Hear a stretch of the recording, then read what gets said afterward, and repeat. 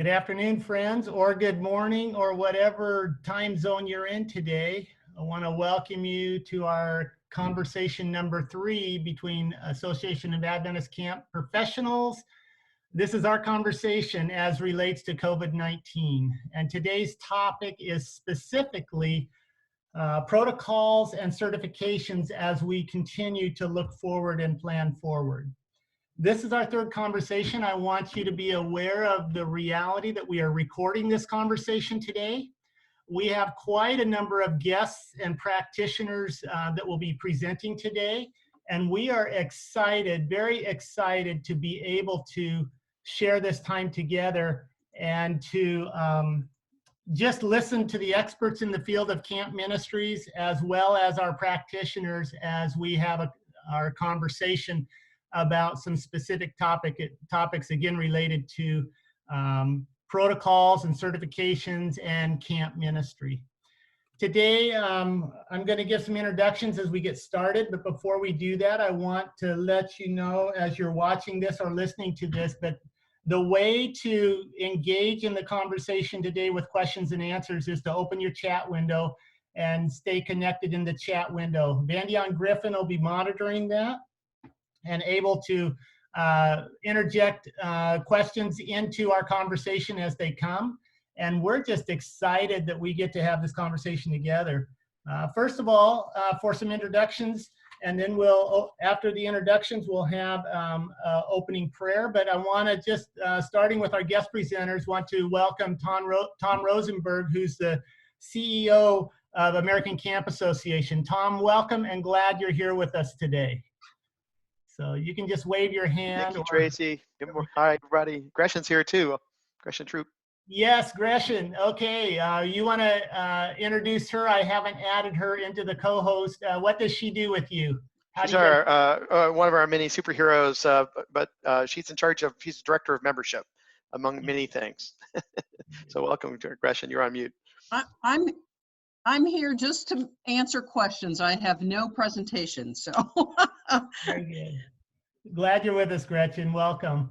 Also, today I want to introduce to you Tracy Gaslin. Tracy serves as the CEO for the Association of Camp Nursing. Welcome, Tracy. Tell us about what you do. Right now, or usually? Yeah, it might be different. Right now, all I do is live, eat, and breathe COVID. So, but we are an association. We work very closely with the American Camp Association. Tom and I are hand in hand on many things. We are really invested in making sure we provide education support for camp health services to every kind of camp, all types of camps, doing weekly events to year-round events. So we're just really excited to be here and hopefully able to help you in some ways with information about what we're learning as we move through this every day. Thank you, Tracy, for being with us today.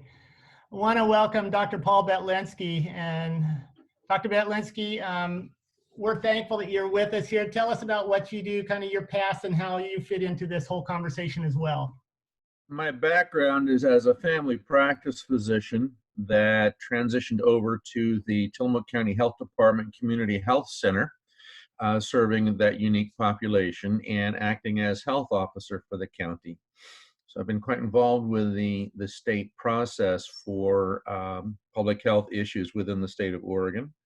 And I've passed that heritage on to my son, John, who is on the Oregon Health Authority board. So he has been involved, and I updated with him also this morning. Very good. Glad you're with us today to speak to health department types of topics and issues. Also today we have our own North American Division Human Resources Director. That's Orna Garnett. Orna, talk to us about what you do.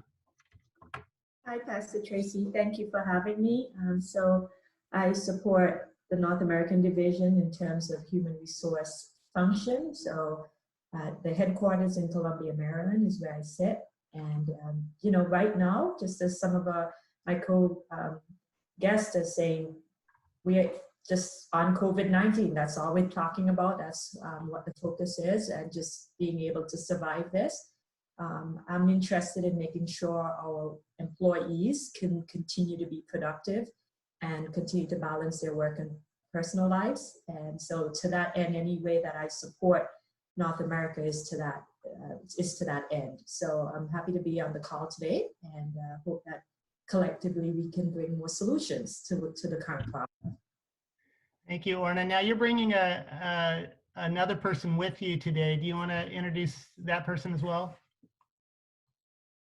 Yes, I do hope David Perrin is on the call. He is on the call. He is on the call. Yes, David, he is also an HR director, and we've worked together for a number of years. And David is on the West Coast, so I wanted to have that presence here. So if David's here, I'm going to invite him to speak up.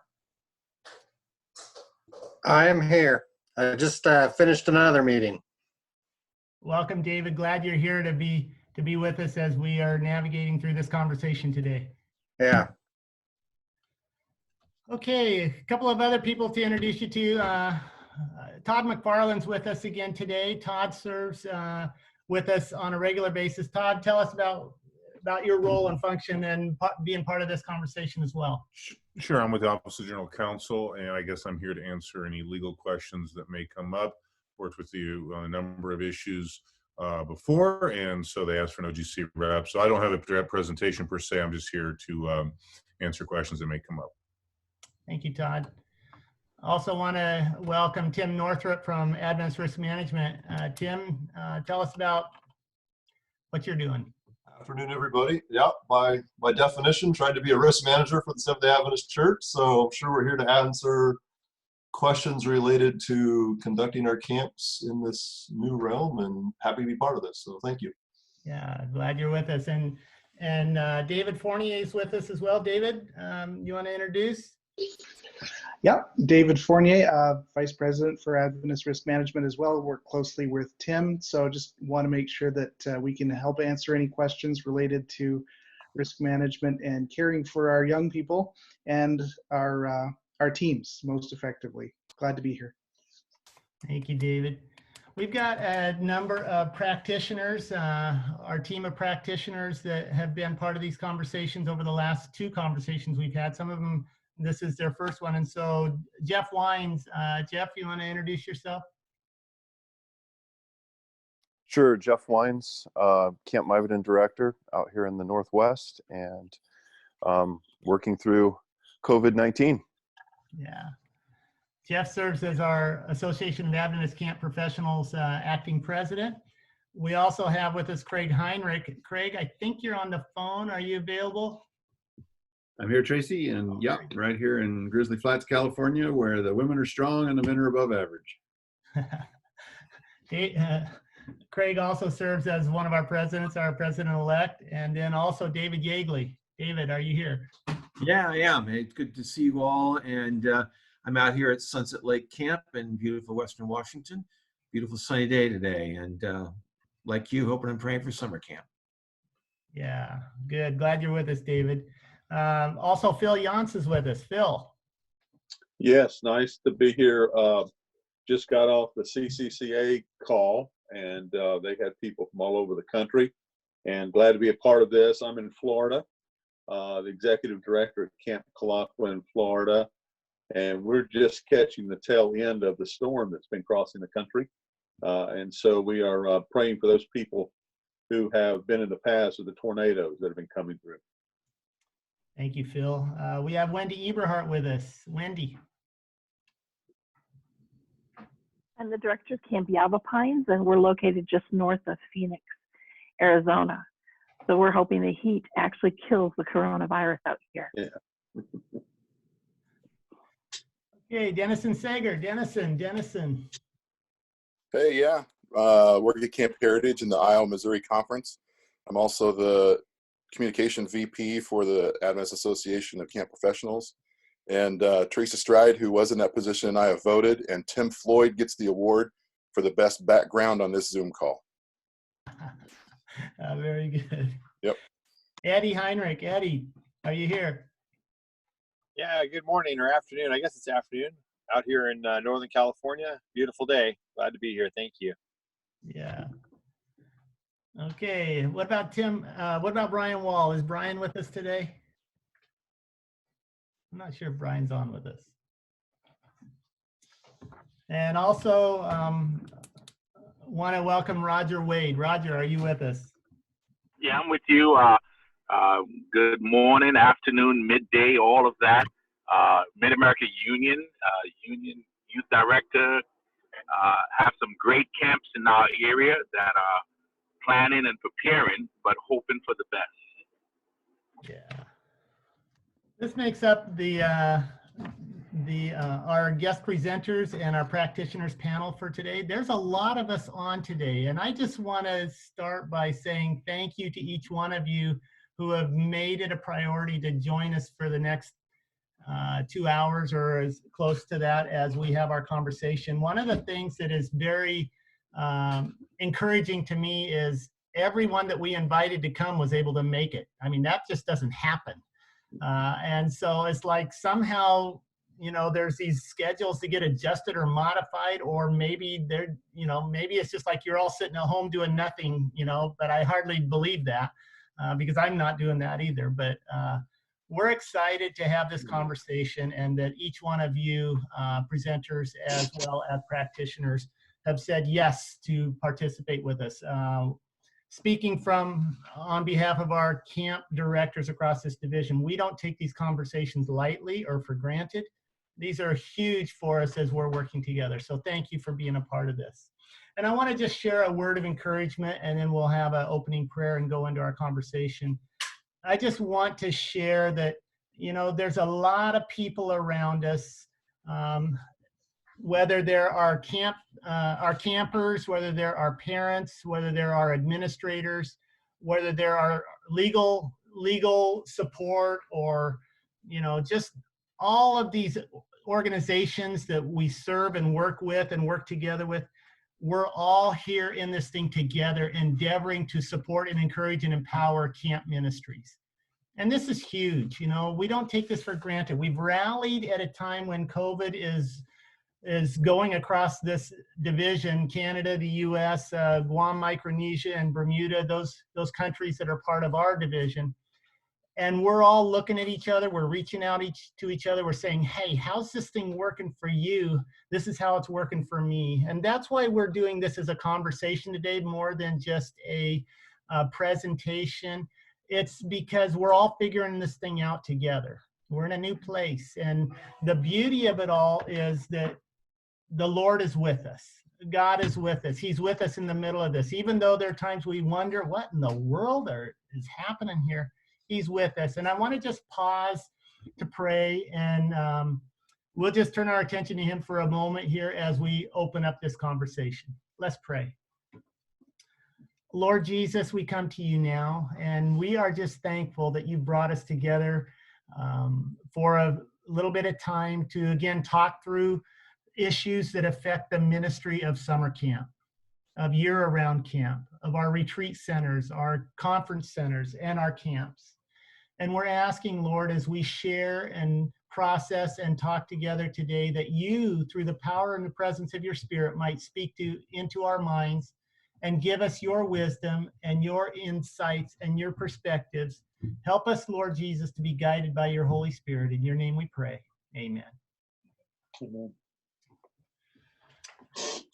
Okay, we're going to jump right into the first topic.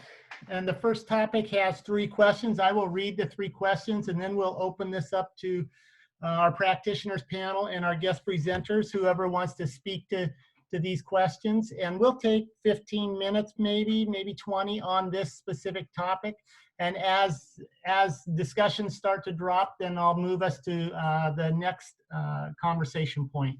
I'm following a document that was sent out this last week. It's called Conversation Number 3, AACP and COVID-19 Protocols and Certifications.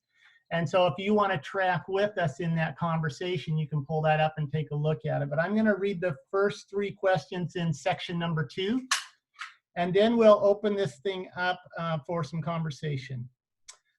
Okay, letter A. What best practices are being used to keep our administrative officers up to date with COVID-19 factors relevant to camp and conference center ministries? That's the first question. Another question. what HR resources can be shared that will help to equip our administrative officers in making decisions regarding camp and conference center ministry and staff? And question 2, letter C. Who are the professionals in the community that we need to stay in conversation with in order to make informed decisions for camp and conference center operations? So starting with those 3, we don't have to take them one letter A, B, and C in order, but want to just start by just opening this up. We know that the people that make the decisions for what happens at a local summer camp in our church, in our system, is that local conference level leadership. And as we are sharing together here, those 3 questions: what are the best practices? What are the HR resources? Who are the professionals in the community that we need to be connecting with? Who wants to open the conversation?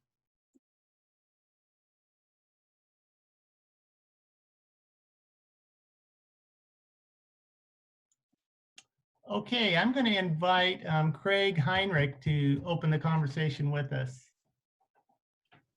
Hey, yeah, thanks, Tracy. You know, Phil was just getting ready to say a little something. Phil, why don't you go ahead and I'll jump in right after that. Okay.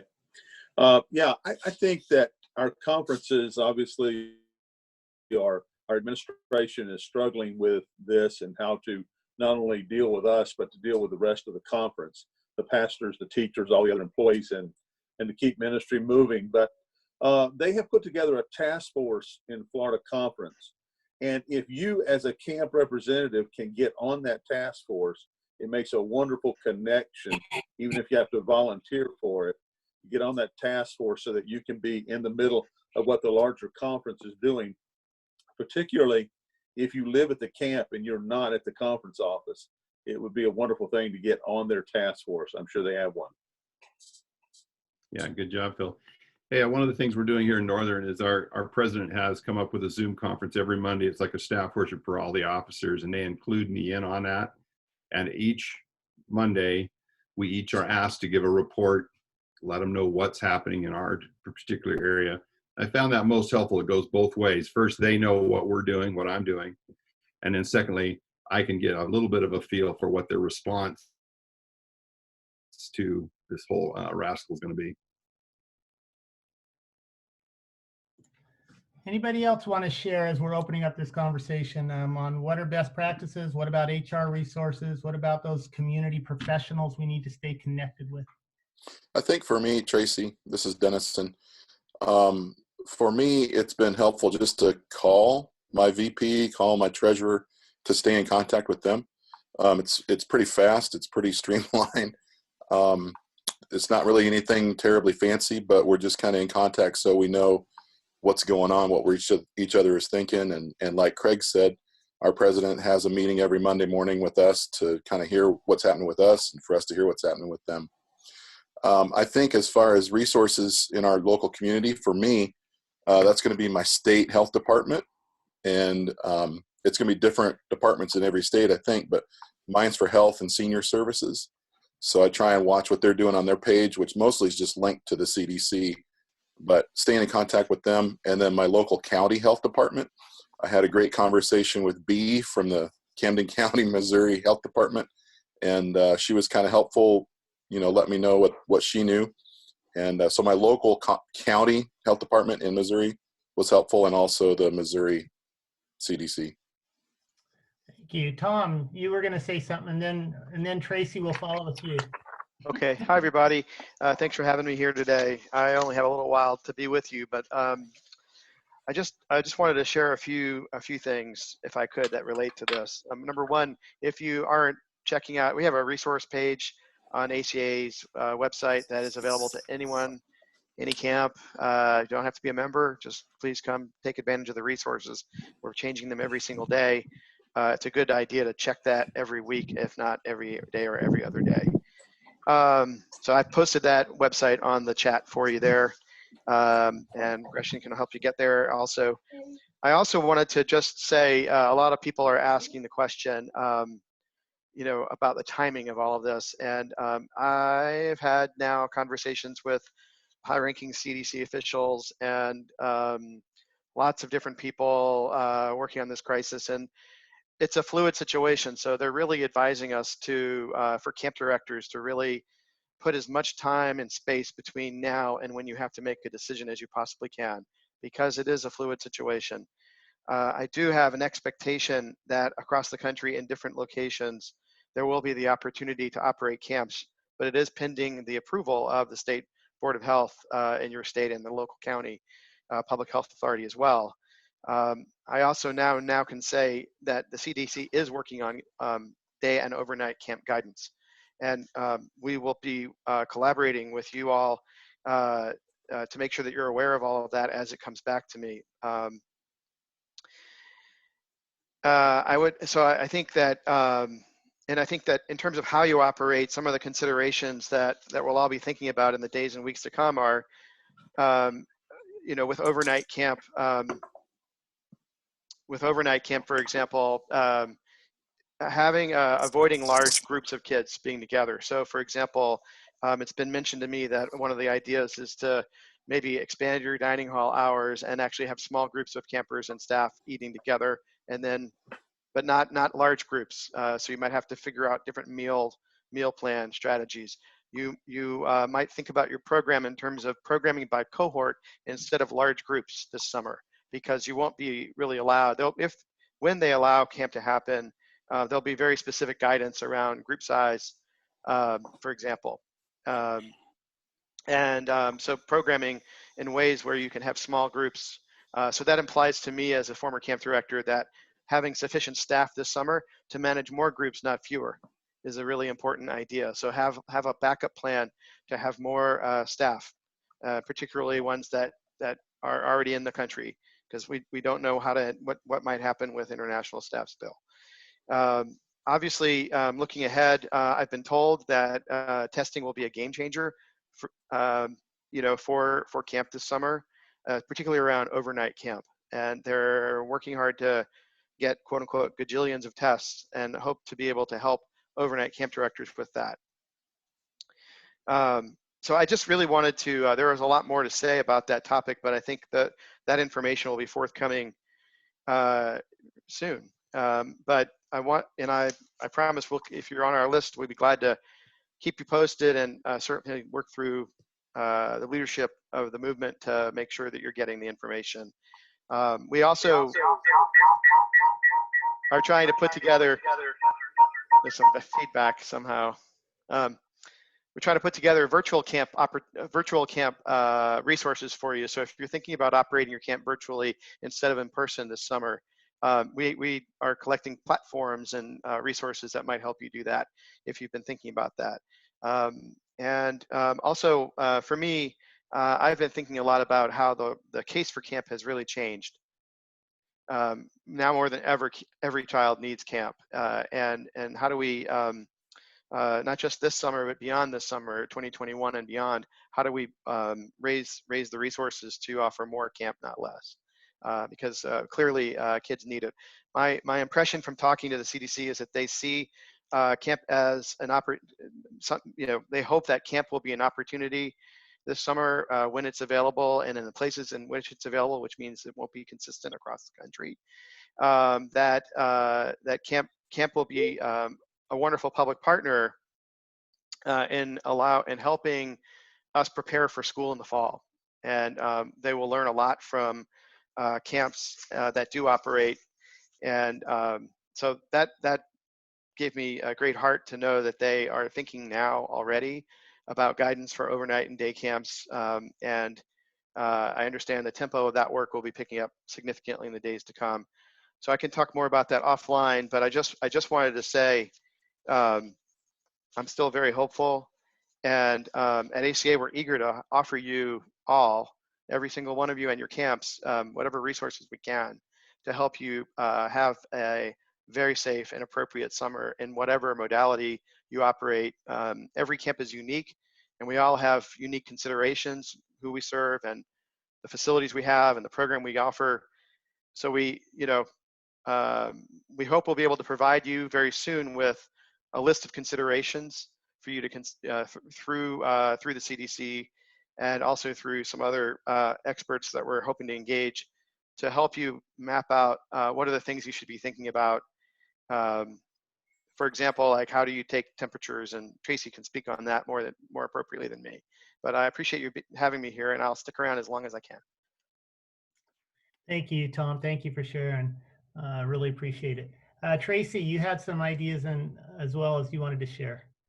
Well, some of mine is Tom and I talk too much, so I'm just reflecting. It's some of the same same things, which are give us some optimism and hope and movement forward. One of the things I think, just to reinforce Dr. Belinsky's role, is that each state has a reporting mechanism, right? Most of those are to public health departments, but you should know in your state what that is. In Colorado, it's the child care people who regulate child care centers overseas camps in Colorado. So if you haven't connected with whoever that bigger entity is in your state or region, please do so, because they are the ones that are going to be getting information fed directly down from federal government as well, which will provide a lot of guidance and support to you. And in the event something occurred at your camp, you would need to know who to call at your health department. You would need to know who to connect with, because all of that affects your and Todd McFarland can speak to this, all that affects kind of your insurance. And if you cancel camp without the health department canceling, there's challenges that can occur. So you want to be in early communication now. And I'm a huge proponent of a very proactive approach to everything we do. How far ahead can we talk about it? How far ahead can you connect with those people? So I almost look at this scenario of us being at home as a unique opportunity to have a little extra time to do some of this pre-work as we're working and planning toward all these things COVID-19 related. So I won't jump into some of the other questions I think you're going to ask later, but I just wanted to kind of reinforce that piece about the health department support. It's critical. Tracy, I want to cut in here real quick and also reinforce what you and Tom have said, that it is important to maintain that liaison with the local the county health department that your camp is situated in, and understand what's happening at the state level, because yes, it will unfold differently in each state. There's no question about that. And it will not be an even opening process across the country. So what may happen in one camp in the eastern part of the country may be totally different than what happens in the middle or on the west. So do that liaison now, and they can also be an excellent phone contact for you if you have questions that come up, and it is better if they know who you are ahead of time. It really is. Thank you. Thank you too. Anybody else of our presenters or practitioners want to mention anything in section number 2 as we're talking through here? Just to flag this as an issue that isn't maybe so much legal, but another thing, you know, we have seen recently, I mean, a lot of camps are in very rural areas, and we have seen so far communities in rural areas really want to keep outsiders out, even people who own property there. And there's been a lot of resistance to having people come in. It'll be interesting to see if that continues through the summer. And it'll be interesting to see if the communities that you're actually in, who tend to be vacation, you know, sort of oriented communities, will continue sort of their hostility to outsiders, and how that will have to be navigated. So in addition to your health people, you may also want to make sure you know your county board chairs or whoever else, your political people, because there could be significant pushback to having outsiders come in. I think some of it's hysteria, and I think some of it's also fear of overwhelming their healthcare system. So just something to keep in mind. Tracy, we had someone that asked that since Tom may not be on very long, he might know, or Tracy Gaslin might know as well, if there's going to be COVID tests that could be given at camps. I have heard that, thanks for asking, Jeff. I've heard that from the CDC that they are working to try to ensure that overnight camps specifically have access to testing so that they can test the participants as they arrive. That's all I know. I don't know that they will be able to. I can't say that. And I also know that they don't feel like they have enough tests so that day camps could test every day upon arrival. It's just logistically too difficult. so that day camps will be different. But it sounds like they're looking into the possibilities for overnight camps. Of course, it's a big field out there. So when she said gajillions, I take her word at it. And I think too, the other piece of that is when you talk about doing laboratory testing, that has to get defined as to whether it's a CLIA wave test, right? So there's certain regulations around even lab testing. So most special needs camps, for example, use CLIA wave testing. So if you're a special needs camp, you probably can do a rapid strep test at camp, or you can do maybe even influenza testing at camp, because those are what we call CLIA wave testing. I assume this testing would be very similar or the same, but that does require that you have a CLIA certificate, and there's some other behind the scenes pieces that go along with that. Maybe they waived that this summer. These are the little behind the scenes pieces I think we're all still learning about, whether if the testing is available, would they allow camps to do that? You got to then make sure you have somebody trained to do that and who can read that. So there's logistical pieces that go along with that. Having testing is obviously huge. It would have to be the rapid test, because a test, of course, where you don't get a result for 4 or 5 days is unhelpful. So it would have to be the test where you can get the result literally within the 5-minute window. We're just going to keep playing along, hoping that's an option. If you can't do it at your camp, we are at least hopeful that if you have somebody who develops a symptom, that you can go and anybody would be able to be tested in any ER. That would be another very good option, so that we can make sure we are trying to identify and isolate those people effectively. Okay, any other comments before we move on to section number 3? Okay, let's go ahead and move to section number 3. I will read the 3 questions. Oh, Orna. Yes, I just wanted to touch on point 2B, where it talks about what are the HR resources that can be shared. And I know some of it has to do with decisions regarding camp, but also conference center ministries and staff. What I would add here is, if your guests haven't, or your participants on this call haven't seen those 2 documents that were released by the North American Division recently, one was sent to the field on April 2nd and 3rd, and it was guidelines on COVID-19 related legislation. There's a lot of pieces to that that talk about staff and the regulations that impact the workforce and impact leave options. And also there's a second document that talks about the assistance, financial assistance that potentially could come from the government. I don't know if any of your attendees on this call are being led into that direction in terms of the task force that they sit on, but those are 2 very good resources that were prepared that can help administrators particularly navigate what they can or can't do, even outside of just the camp, but with all their ministries in general, how they're going to keep their business, their operations afloat. So I found that was helpful. But just in terms of just human resilience, like when you look at a workforce all across the division, I think this is a unique time for us to be pushing resources like the employee assistance programs. Some of them we have access to that through Adventist Healthcare. This is very helpful because there are people suffering, there are people wanting guidance on their tax situation, there are people needing financial support right now, and we have a number of resources that can help with that.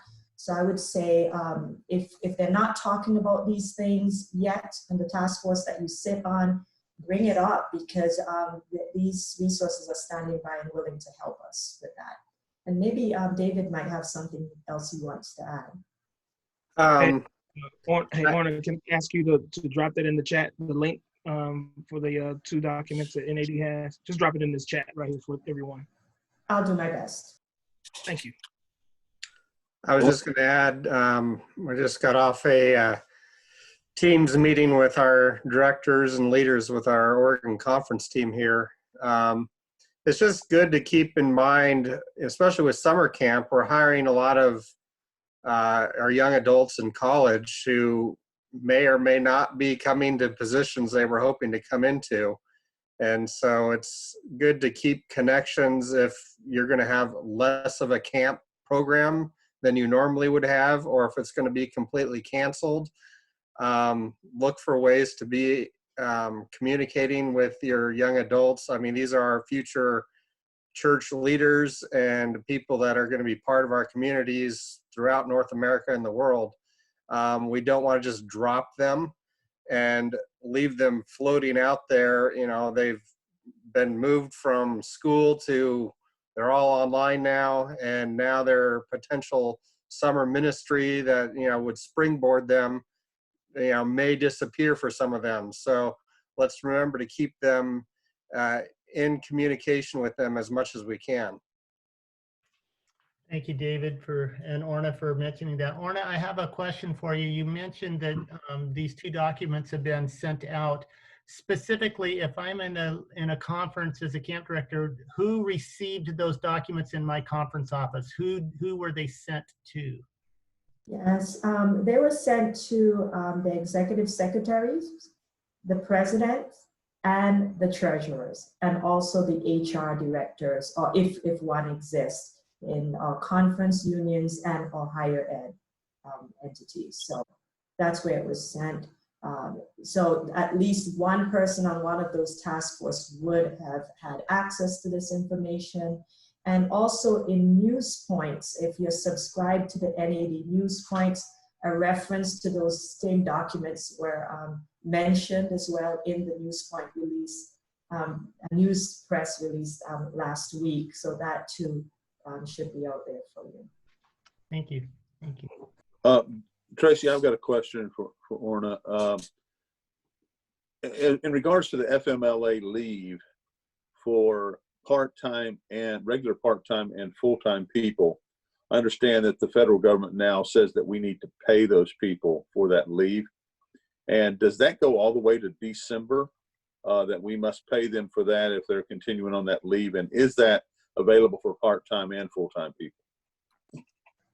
Thank you for your question, Phil. Yes, it is available. What I would call the COVID-19 version of the FMLA, or the amendment to the FMLA, does allow for coverage to be extended, that benefit to be extended to both salaried full-time, salaried part-time, non-exempt hourly employees, full-time, part-time. The big change that you would notice, and again, it does expire December 2020, provided there's no extension. The big change is that where the 1,250 hours under the traditional FMLA was required in the preceding year of the leave for a person to be eligible to participate or be covered or be considered eligible under that plan, under that FMLA, that is now only 30 days. So once you're employed for 30 days, there's no hour restriction per se, or hour cap or ceiling. So that means all your employees, due to COVID-19, would be eligible to participate in the expanded version of that regulation for the expanded pay. And yes, it is paid, but only up to 80 hours for some reason. And then for other reasons, it talks about a 2/3 percentage of the pay that would be allowed. So that document that I'm referencing goes into full details. The document for our reference document is also the Department of Labor. So you'll notice anything we're putting out there in this document would be of interest to administrators who are having to deal with this, but we point back to the source of the regulation, and those FAQs are all on the Department of Labor's website. But thank you for your question. Thank you. Okay, let's move on to point number 2, or excuse me, point number 3. And this is developing protocols during COVID-19 and beyond. So here's the 3 questions. What staff hiring processes need to implement to keep our camps COVID-19 free? Another question, what camp medical station resources and supplies are needed for COVID-19 issues? And 3C, what specific cleaning protocols need to be in place to ensure camper and staff safety? So we've got some staff hiring processes here. We've got some camp medical station concepts and resources, and we've got specific cleaning protocols, things like that. We're looking at protocols during COVID-19 and beyond. So I'll just open that up to our presenters and our practitioners at this time. Hey, Tracy, I don't know if this question may be related to human resource people and or camp directors from Corey Watson. I don't know if we need to have this question now before we move on. You're on mute, Tracy. Van, let's move on, and we've got Q&A time at the end. If it doesn't get answered here, we'll come back under section 6, and so hold on to that, and we'll come back to that if it doesn't get answered before now and then. Thanks. So do you want me to launch? Because of course I can talk about this for hours, and I will try to be brief. Yes, Tracy, go ahead. So I guess I would first, the first question said, how do we keep camp COVID free? And I would just like to just kind of have everybody take a deep breath and say, I cannot guarantee that any camp will ever be illness free. So I just did a illness injury presentation with a friend at the national conference last year, and I looked at over 5,000 cases of kids coming into a health center and what were they presenting with, right? 2% of those cases were injury. 98% of the cases were illness. Now, maybe some of them were psychological, like homesickness, but 98% of the things presenting to the health centers across the US are illness, right? Could be very minor up to something significant. So I tell you that because I want you to realize that illness is always going to be around. Illness is not going away. Flu is not going away. Coronavirus is not, in essence, going away. It's more a matter of getting to the point of how do we manage that in a very realistic and hopefully reasonable way. So I use that word safe, kind of, I hold it a little close to my heart, because I'm like, I can't guarantee a family that their child will not get ill at camp. We do know, we have evidence to show that camp is one of the safest places to be out of all out-of-school activities. When you compare camp to after-school football, or you compare camp to other sports events, camp is still the safest place for kids to be. And a lot of that is because of things we already do. So I think this COVID experience, if you look at it in a very positive way, is giving us an opportunity to really ramp up what we're already doing well.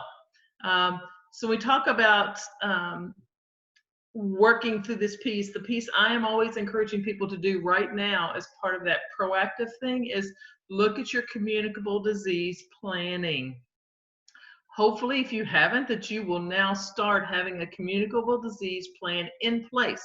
So you can use it for coronavirus, but you can use it for flu, and you can use it for H1N1, and you can use it for anything that's infectious related. Lots of information out there about how to develop a communicable disease plan. We have practice guidelines. I've created a template to help people create their plan because I can't give you an exact communicable disease plan, because the beauty of camp is that all of you are so diverse. You're all doing different things. You're all serving different populations. You're all in different locations. Some of you may be next door to an ER, and some of you are an hour away from the closest ER. We want to really kind of encourage you to think about what are we doing from a communicable disease perspective that really will kind of provide some of that risk mitigation. We'll do some of those pieces of, these are the things we are putting in place to help marginalize risk related to infectious disease, and in this particular case, COVID, right? So all of you, I would expect, are probably doing some type of health screening, and I can use that as an example. If you're doing health screening at camp, what are we going to add to that health screening to really get at COVID, right? Well, I imagine all of you are going to be asking 3 questions, if nothing else. Have you had a fever in the last 14 days? Have you had coughing in the last 14 days? Have you had shortness of breath? I mean, those are 3 simple things you can add to health screening. You can also add them to your application if you want to, but that's not as helpful as the screening piece of when kiddos arrive to your door. These are the health screening pieces we're going to add to kind of really beef up to make sure we're getting a little bit of a targeted approach to COVID-19. There are other things you can ask, like, have you traveled outside the country in the past 2 months or 3 months, whatever timeline. So look at the CDC guidance from those perspectives and add some of that very simple information to your already screening process. If you don't screen kiddos when they come to camp, now's your year to start. Now's your inaugural year. Every camp should be screening kids when they come to camp. That's easier for residential camps than it is for day camps, right? Residential camps come, we screen them when they arrive, and then we kind of keep them together as a family unit. They don't get to leave us. They don't get to go and re-engage with other people and come back in. Day camps, it's a little more challenging because every day those kids leave, they go to their home environment or wherever they might engage with some other people who might be a COVID person, and then bringing that back to you. So there's some little more challenges that we're working on with the CDC and with some other consortium people about what do we do to help support the day camp screening process, because it definitely is going to be different than maybe historically. One of the questions I think you asked, Tracy, was about supplies, right? Medical supplies at camp. We are not, in essence, expecting people to arrive to camp with COVID, right? So when you see the people at the hospitals that are doing the screening and testing, they're testing those people that are either showing symptoms or that they expect to have a really good reason to be there for screening. So don't think that you're going to have the full suited armored gear for camp, right? We want typically good PPE, gloves, mask, and maybe goggles or some type of eye protection. But your kids should be arriving in a healthy state. Your staff should be arriving in a healthy state. I think I'm a little more concerned this year, and Dr. Belinsky may speak to this as well, that I'm a little more concerned about staff than really I am kids. We know from the evidence that kids 14 and under have not really been affected significantly with this coronavirus. So they kind of almost been a little bit preserved and not had a lot of childhood illness related to this. What we're concerned about is that population of your staff, and when they get to be 16, 17, up to 22, 23, that's our risk-taking years, guys. That's the years we think we're invincible. That's the years that we think nothing can go wrong with me. And we learn a lot through those years, right? So those are the years and people that I'm a little more really wanting to be kind of a little more tough with and making sure they're arriving to camp healthy. Many camps are encouraging them to send out letters now to talk to their parents and their campers about what are you doing right now as a camp? What are the steps you're talking about and working on as a camp? So they know that you're already in this conversation about COVID. You're already in it, thinking about it. You know you are. Now's the chance to kind of really start having some conversation with parents to say, yes, we know there's anxiety. Yes, we know you're concerned. Yes, we know you want to know what we're doing about this, right? So start having some conversation with the parents right now. Think about your health screening piece, and we have all kinds of resources. They're all free. All you gotta do is go to the website and print them off. They're right there on the homepage of campnurse.org. And then let's work on our communicable disease planning. I guess those are the 2 or 3 things I'd like for you to think about. Because if you have a good communicable disease plan, that will guide you through every part of this process, all the way from prevention to how you intervene when you have an outbreak and you need to do isolation and protective equipment, to all the way through recovery and debriefing. So we really encourage you to think about that if you haven't, and to really kind of start putting those pieces into play. Thank you, Tracy. Any other presenters want to comment? Or practitioners? Well, I think that Tracy has some very good points there and very well thought out, Tracy. I really appreciate it. I think she brings out a very good point for you, and that is, as you are all very aware, excuse me, coronavirus tends to like those who are older as far as causing significant symptoms.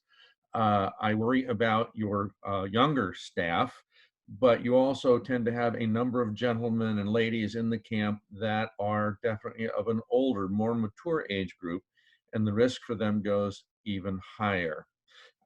Sometimes you have a lot of volunteer adult staff coming in during the summer working on various projects that tend to be of an even older, more of a retired age group that also are at risk that I think you need to think about as far as your work programs and how they're there and who they're involved with.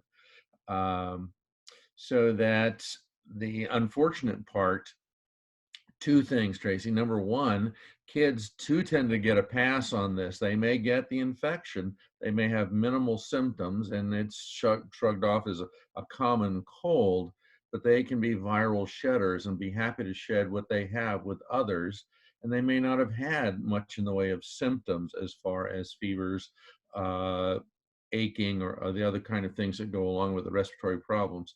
Fortunately, their death rate is very, very, very low. It's almost non-existent. There has been a few cases, but considering the number of infections there are, it's a very low and minuscule thing. The biggest part is, I would question Tracy, the other Tracy, is there any value to doing your screening for at least your basic questions before they ever get in the transportation, as of the bus they're coming up to the camp on or something like this, to screen some of them out there, if that's appropriate for your camp, rather than waiting they come all the way to camp and now you have the responsibility of either isolating them or sending them home. I don't know. It's a logistic question. Absolutely. We tell people all the time, if you are busing kids in, catch them before they get on the bus. Do your screening right there before they get, because you're going to save the parents a lot of headache from picking up the kids. You're going to save yourself a lot of isolation considerations. So if a kid arrives, have a statement that you've sent out to the parents that says, we reserve the right not to admit anyone to camp who presents with illness symptoms. For the safety of the community, we have to make this statement and make it very clear in your application somewhere, wherever the parents would be reading that. If they're going to your website, make it some clear so they're not confused when they show up at the bus and you say your child's temperature is 100. So we're concerned about that and we'd like for you to go home. And maybe you have a policy that will revisit that in 48 or 72 hours. And if they're fever free, then they can come. Each camp will have decisions about that, but that's exactly right. The earlier you can capture that screening, but too early, like in your application, if you get it 3 months ahead, it doesn't matter, right? So yes, screening as close to the arrival is great. Yeah, doing it early doesn't help. It really doesn't. No, good points, Tracy. Thank you very much. The other frustrating thing on the horizon right now is this is an unfolding process. And yes, we now have a test that can give you an answer within 5 to 15 minutes, but it also has a significant, roughly 20% false negative rate. And we've got to understand that also. So the screening questions are also going to be vitally important to this. Thank you. Okay, anybody else on this topic? So most of the questions I get, I've done so many COVID webinars in the past few weeks. People are wanting to know about isolating. How do I isolate? When do I isolate? So I didn't really speak to that other than you should have that in your communicable disease plan. But isolating really is another one of those things that comes to each individual camp. Some camps would have the space, the staff, and the ability to maybe isolate several kids. Other camps are going to say, absolutely not. We have a little hut. That's our health center. We have 1 or 2 sick beds there. We have no way of isolating people. And you would need to have a different plan if someone became ill, whether it's sending them home or having some other type of activity. So we think about that and what is your ability to isolate this year in particular, so that you can be prepared in the event you have 1 or 2 kids in a particular cabin become ill with respiratory symptoms. You may or may not know whether it's coronavirus, but still they could be communicable. They could be sharing that with other kids. If it's the rhinovirus, which is your typical bad cold, we share that with each other all the time. It just doesn't make us deathly ill. But same kind of symptoms, in that they can be hard to discern between the different viruses, right? So just think about what is my camp capable of doing as far as isolation, and then as you develop that communicable disease plan, really think about putting very specifics in there about what you would do if a kid became ill at your camp. What would you do at your camp? What are you capable of doing? Are there any patient privacy or HIPAA considerations we need to be aware of if we know of someone that has come down with COVID at camp? No different than any other privacy, right? It's all PHI. It's all protected health information, right? So if you have a kid with coronavirus or you have a kid with the flu, I mean, both of those should be protected in essence because that's their personal health information. From the essence of, should you let your health department know? Absolutely, right? So the health department, especially in this day and age, is going to want to be able to track some of those, and depending on what their processes are in your county or regional area, they're going to want to know if somebody shows up and you have them tested and they're positive for coronavirus. They need to be a partner in that activity, in that work as well. Paul, did you want to comment on that? It is reasonably most likely that you will not have the ability in camp to specifically diagnose COVID-19. Whether Abbott will have enough tests and machines out there at a reasonable cost is going to be part of your equation. So it's likely that your staff is going to have a presumptive diagnosis, in which case you still need to work with your health department for further follow-up. But she's right about it being part of the normal protected healthcare information. Two things I think will be important. One is going to be that the health department is going to want to know who else the child was around if it's a presumptive case. So keeping lists of who's in the cabins, who they're working with, and those kinds of things will be very important. But that's going to be incumbent upon your health staff also. But keeping that tracking is going to be important. Excuse me, I've got to go and take another call. Thank you, Paul. Thank you for being with us. Okay. I see a question about hand sanitizer. Go ahead, Tracy. The answer someone gave is totally true. I live in Kentucky. We have distilleries everywhere. They're not making drinks anymore. They're making hand sanitizer. So just try to think a little. I think that the supply will build back as we get closer to June and July. But right now, like toilet paper, you can't seem to find any anywhere. Hand sanitizer can also be made. It's basically alcohol and aloe vera gel. So it's just a matter of you can make that, and some people have been doing. That's how these distilleries in different places are able to make it so quickly. It's because it's a pretty simple combination of two different things. So I think that will get better. I think the mask will also return. We have a supplier through our association that we keep in contact with, and they're all right now struggling because, as you know, many of the states are hitting their peak usage right now, right? Anywhere from about April the 6th through the 15th or 16th is kind of what we call the peak usage window, where many of the states are peak usage for beds, peak usage for ventilators, peak usage for supplies.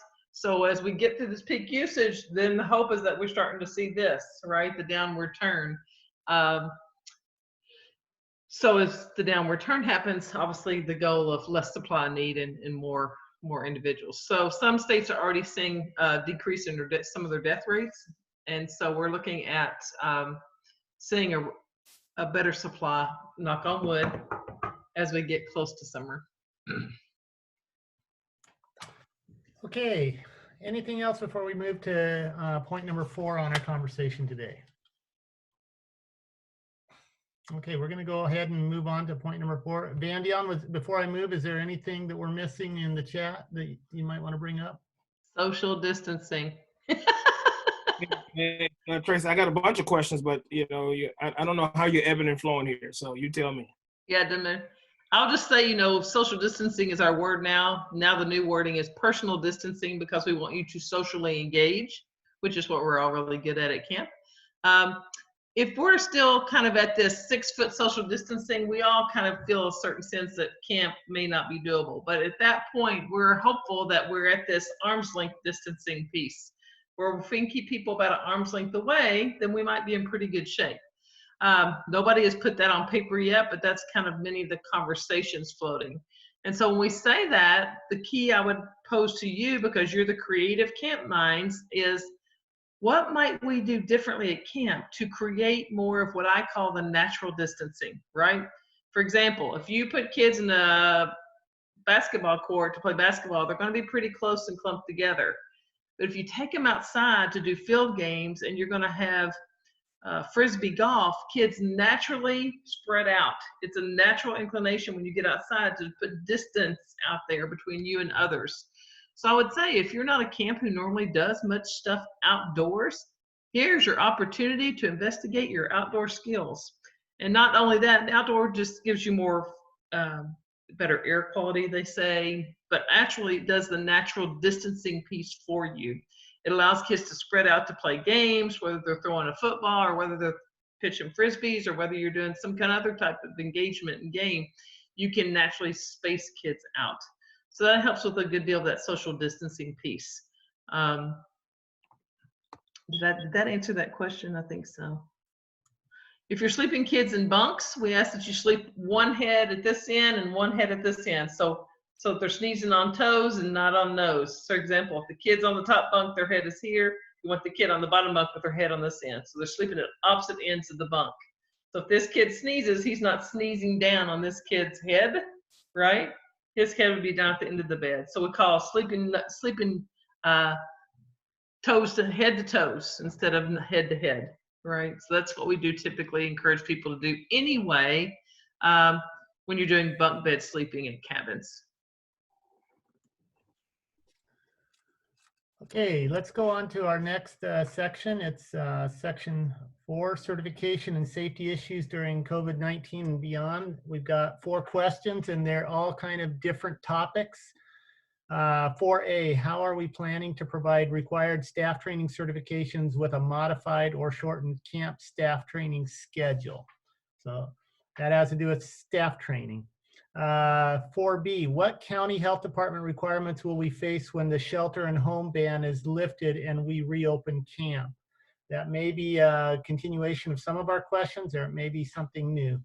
4C, following the NAD Code of Conduct requirements, are there new working with minors safety issues that need developed for online or virtual summer camp operations? Here we're considering that online conversations that might be happening between that minor and that camp staff who is considered an adult. So these are some things that, again, some questions that we want to just open up to our presenters and our practitioners panel to explore with us. Who wants to start here first and take 4A, B, or C?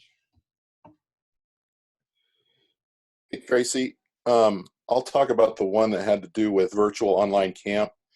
I believe it was from ACA that had a blog post about dealing with best practices for virtual online camps. And it's on actually our website, AACP website. It's linked to that blog post, which has to do with best practices for online or virtual camps. I'll see. I don't know if I can share. If you go on our website, here is the resource page, and this is actually coronavirus resources. It's a page underneath resources. You see home, go to resources, then coronavirus. And right here, this link is all about best practices for keeping your online virtual programming safe for campers. There's also, I know we mentioned the ACA COVID-19 resources right here, and also the campnurse.org. This goes straight to their COVID-19 education and resource page. So all of that's right on our website at adventistcamps.org, and it's under Home Resources, Coronavirus Resources. Excellent. Thank you, Dennison, for showing that to us and pointing that out to us. That's excellent. Okay, any of our practitioners want to speak to any of these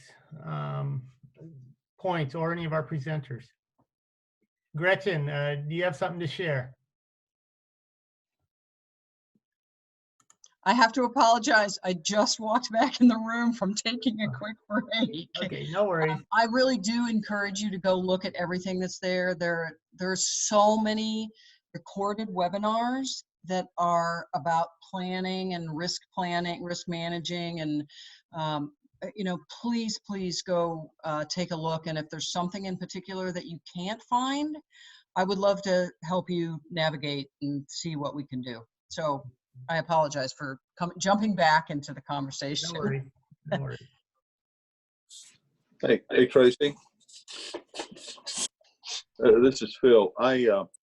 I'm wondering, in a combination with the health department, obviously if the health department has said that we are not to be open, we will not be open, obviously. But I'm interested for Todd, if he could tell us how they are perceiving the liability for camps if someone comes to camp and comes down with coronavirus at the camp. What's our liability facing that? Have they thought about that? Have they talked about that yet?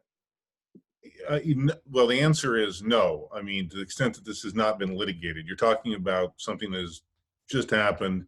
There's not been any court cases. As I think I said on the last call, you know, generally speaking, this is not a situation. I think if we're at the place where there is enough of a risk here that, you know, people are getting this and dying, you're probably not going to be open. So I think you just need to make your best recommendation and follow the advice. And I mean, quite frankly, it's probably not going to be county health departments. It's going to be state and national that are making the recommendations here, and you're following. I think you're following that. You know, if a person gets sick there, they're going to be looking at your protocols and your processes and so forth. Fortunately, as I said, most of your students, you know, young people don't seem to be the ones getting sick from this. And you really would have to have something that was, you know, a significant illness to give liability. But no, this would be, I think, more of a problem if you were going against the guidance. But again, a lot of this is not any different. There's no special liability for coronavirus as there was for flu or strep or any of the other diseases. The only difference is this one appears to be more significant as far as danger than the others. I don't know, Tim, you may have something to add to that. What about Todd? What about requiring employees to be there, particularly older employees? Well, again, I mean, I don't understand what you mean by requiring. I mean, obviously, you need to have protections in place, and workman's comp rules come in there. If employees are at risk and don't feel safe being there, then that's a decision they probably need to make. Again, you know, this is no different than any other situation. I guess I'm not sure quite what the question is. Well, I'm just concerned about if we go back to work, or if we have people, say, for instance, rangers that are running security for camp. All camps that are closed are still having to run security. Right. So I'm wondering about the liability of having older employees there at the camp during this time, when particularly if your state has said stay in place, should you try to replace those people who are more susceptible to the disease? Well, if you do that, you're going to be running into age discrimination problems. So no, you should not be replacing your security and so forth. If individuals have a particular susceptibility or particular concern, and they need to, you know, have time off or have asked to have time off, then that certainly could be something you allow them to take unpaid leave or paid if your budget supports that. But you know, there is, in all across the board, all of these orders allow for a minimum basic operations, and that includes security. It's absolutely part of that. Having someone on site, having a camp ranger there is absolutely part of that. And you're talking about when we're closed, right, Phil? Yes, that's correct. Yeah. So that is absolutely within the required, the current recommendations. In fact, this is, since you mentioned security personnel, quite famously, the Cowboy Museum's security head took over their Twitter page because he was one of the few people there and has become quite famous for that. And again, I think one of the reasons it was okay for him to be there is because you do have to have a certain amount of personnel there. hopefully with people not coming there, that this person wouldn't be exposed. It would be a basic minimum number, and those individuals, if there's more than one or two, say a maintenance person and a security person, they would be keeping distance and observing all the safety protocols. But no, you've got to maintain that. But I wouldn't say, well, only the under 40 people or only the 20-somethings-year-old can work their security, because then, as Orna might tell you, you start running into age discrimination problems if you start making that, as opposed to sort of an individualized assessment, which could be different. Mm-hmm. Just to tag on to what Todd said, that's exactly right. So I was talking a minute ago about having some type of parent letter that you send out, start providing that education now, saying, hey, we're camp, we're invested in watching what's going on with COVID-19. We understand there's a lot of moving targets right now. I see the same conversation with staff, same conversation with maintenance people or security people or whoever might be connected to your camp programming. Make yourself a list of all those individuals, staff, camper families, security, whatever that might be, and have that, and I call it a parent letter, you can call it whatever you want, letter that's just this, here's what we're doing now, here's the kind of activities we're working on, here's what we're thinking about. And then just starts providing that kind of informal education. Then when you get ready and your camp makes a decision about however you're going to operate, send that out again. And if people can have concerns about being present with your camp, then give them that opportunity. If you have concerns about your being present here with this group of individuals during this time, we want to have that conversation with you. Something that gives them as much education ahead of time as possible. You can never lose.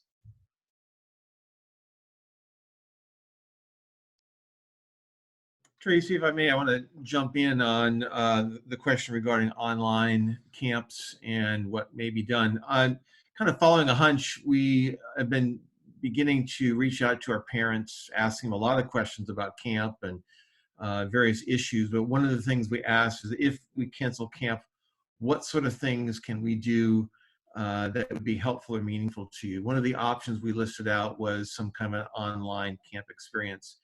And to a person, every one that we've talked to, and granted it's only a small sampling of our camp, every one of our parents has said, absolutely not, we don't want an online experience. We want real experiences for our kids, which is very interesting. And my hunch has been that by the time we hit summer, people are going to be so tired of Zoom calls. I can add myself into those. I love them, but I hate them at the same time. They're hungry for something real. And I don't know how we accomplish that with some of the limitations we may face. But I want to challenge us as camp directors to be thinking about ways to make real connections and not simply virtual ones. Thank you, David, for sharing that. Yeah, Wendy.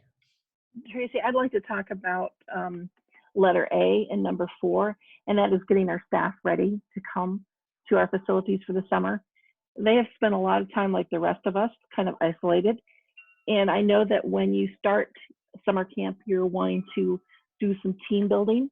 And I think that our young adults are going to be very anxious for that connection. So I think that that's going to come more natural for my team this summer than it ever has in the past. So I think maybe cutting down on that area a little bit and really utilizing this time frame that we have right now and doing more online training than I've ever done. I've been doing online training, probably for 15 years, but I think amping that up right now, even possibly doing some recording myself of some facility specific training that I do and making that available for my staff. That's one of the ways that I'm planning on getting ready. I just want to bounce off what Wendy was just talking about. This is Jeff. And I agree 100% with what she's saying. I think in addition to that, there's some areas that normally for our camp have been taken care of and they're not getting taken care of. Just simply getting first aid and CPR, for example. And so there is a real reality here that even if we could run camp, if we can't get some of these basic trainers to camp to be able to take care of some of this stuff, we're still going to be in a world of hurt. And we're going to need to figure that out. I think probably more than any time since I've been involved with camp, training is probably more important this summer than any time in the past. because modes and practices and all these kind of things are changing. Even if it's slight, it's changing, and we need to make sure that we are doing our due diligence to take care of our campers and our staff and make sure that they're safe within that process. Also, Tracy, I wanted to add one more thing. We all know that it doesn't take your entire staff to set up camp before it gets started. Sometimes you're coming up with ideas of how to occupy them because you have too many people. I hired just under 100, so it's way too many people to set up camp. So I'm looking at my budget to say, well, my young adults probably aren't doing anything before camp starts. Could I bring out a small, powerful team of like 20 and get them to set everything else up so that my staff week could be shorter and we could really focus more on preparing for COVID and how that's going to change how we do camp this summer. That's good. Anybody else?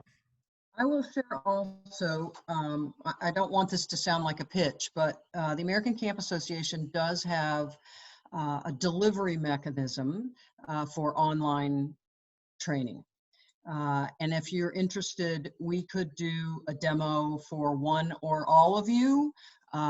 It's a wonderful place where you can put your own stuff and it can have your logo and your policies and questions from you, and you can track what learners have done and how long they've spent in a particular thing.